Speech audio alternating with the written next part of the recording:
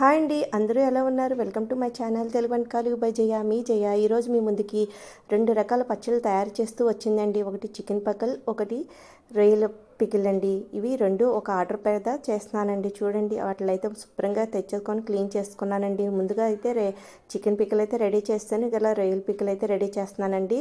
చూడండి, రొయ్యలను అయితే ముందుగా మనం కొంచెం ఉప్పు సాల్ట్ పసుపు వేసుకొని ఉడకబెట్టుకుంటాం కదండి.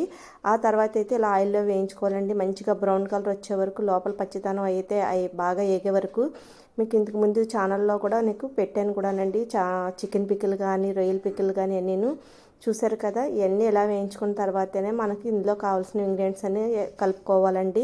చూసారు కదా, అన్నీ ఇలా కలిపేసుకున్న తర్వాత అయితే మనకి రొయ్యల పచ్చడి అనేది రెడీ అయిపోయింది. చూసారా, చక్కగా మంచి కలర్ఫుల్గా ఎలా రెడీ అయిందో చూస్తుంటే ఎమ్మీగా నోరు ఊరిపోతుంది కదండి. ఇప్పుడే తినేయాలనిపించేలాగా చూస్తుంటే. చూడండి, గ్రేవీ కూడా అంత ఎక్కువ లేకుండా రొయ్యలు చూడండి ఎంత చక్కగా ఉన్నాయో. అలాగే చికెన్ పికిల్ కూడా రెడీ అయిపోయిందండి. దాన్ని కూడా చక్కగా మనకి ఎలా చేయాలనేది మన ఛానల్లో ఫుల్ వీడియోస్ అయితే ఉన్నాయండి. చూడండి, చక్కగా చికెన్ పికిల్ కూడా చూస్తుంటే నూరు ఊరిపోతుంది కదా. పీస్ కూడా చక్కగా మంచిగా ఏగి అయితే ఇందులో వేసే ఇంగ్రీడియంట్స్ అన్నీ మనం ఓన్గా తయారు చేసుకున్నవేనండి. వీడియోని ఇస్తే అందరూ లైక్ చేయండి, సపోర్ట్ చేయండి.